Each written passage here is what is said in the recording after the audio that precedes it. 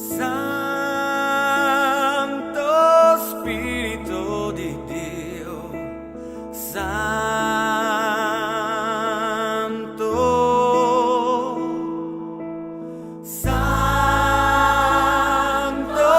Spirito di Dio, Santo.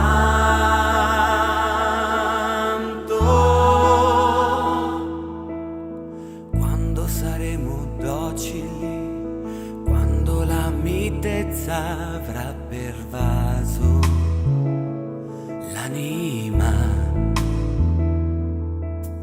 quando il nostro io, quello dei principi senza apertura, sarà sottomesso.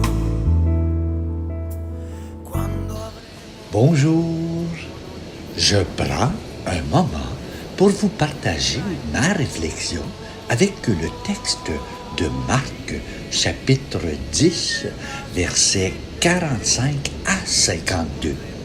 J'ai retranscrit le texte sous cette page pour une meilleure compréhension. D'abord, je crois que nous croyons tous que nous sommes le peuple qui appartient à Dieu. Alors, sommes-nous chargés d'annoncer les merveilles de celui qui nous a appelés des ténèbres à son admirable lumière? C'est bien les mots de Pierre. Nous sommes chargés d'annoncer son admirable lumière. C'est ça, la bonne nouvelle. On a souvent entendu dire « Naître, c'est voir le jour.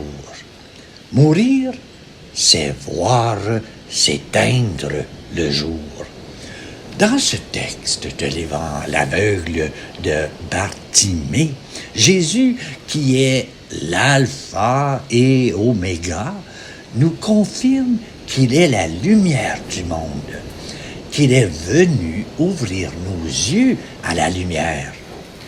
Mais l'agir, le comportement de Bartimée nous confirme aussi que nous avons en nous cette admirable capacité de sortir de nos nuits, de nos aveuglements.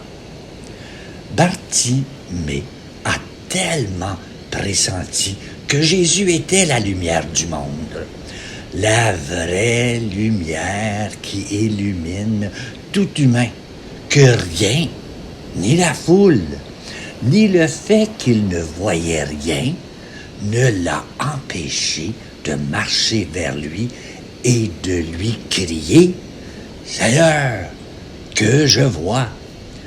Cette foi-là de Bartimée, ce pressentir-là que Jésus était la chance de sa vie et qui lui a fait franchir tous les obstacles, a tellement fasciné Jésus qu'il lui a simplement dit « Ta foi t'a sauvé. » Et non pas « Moi, je t'ai guéri. » Vous voyez la différence? Ta foi t'a sauvé. Une sainte femme, comme Bartimée, nous sommes, dans tout le sens du terme, des aveugles nés. Mais savoir que nous sommes des non-voyants, des malvoyants, nous font désirer, comme l'exprime très bien un moine, être tout œil. Le moine, et c'est également vrai de tous les chrétiens, c'est être comme les chérubins, tout œil. Ce qui est paradoxal, c'est que voir clair, devenir tout œil, c'est de savoir, et cela est une croix quotidienne à porter, que nous ne voyons pas très bien, que nous ne verrons jamais très bien, jamais et jamais. Ce qui nous rassure dans ce texte de Marc, c'est que la foi Et c'est l'expérience que nous révélait avec stupéfaction pour les uns la vie de Mère Teresa. Grandir dans la nuit. Alors, pour répandre la lumière, Mère Teresa, comme d'autres, ont passé leur vie dans la nuit. Oh là là, oui. Rien de facile ici. C'est de nuit, écrit de Jean de la Croix, qui nous avançons dans la foi. En plein jour, l'éblouissement du soleil nous aveugle. Le soleil nous aveugle. Vous comprenez? La voix de Bartimée lui a soufflé un surplus d'être, un surplus d'œil. Ce que ce texte nous dit, à nous, personnellement, c'est qu'être aveugle et le savoir, beaucoup sont des aveugles sans le savoir, n'est pas quelque chose de paralysant. Cela nous met en mouvement, nous fait crier plus fort notre besoin de voir avec les yeux illuminés du cœur.